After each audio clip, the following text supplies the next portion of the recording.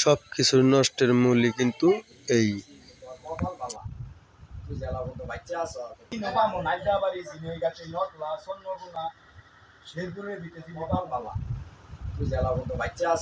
পারিবারিক ব্যাপার কতটুক সত্যি জানি না, আপনারা সবাই দেখতে থাকুন।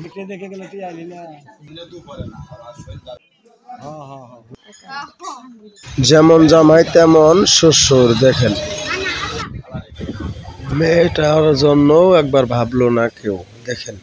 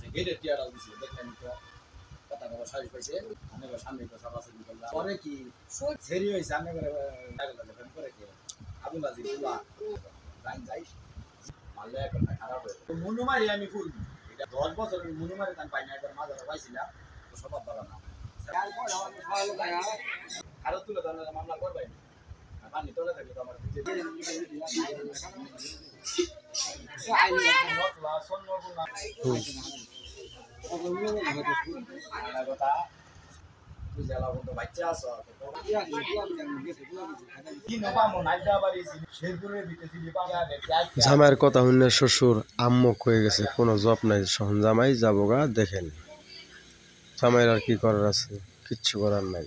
সব শুনে শ্বশুর পুরো অবাক।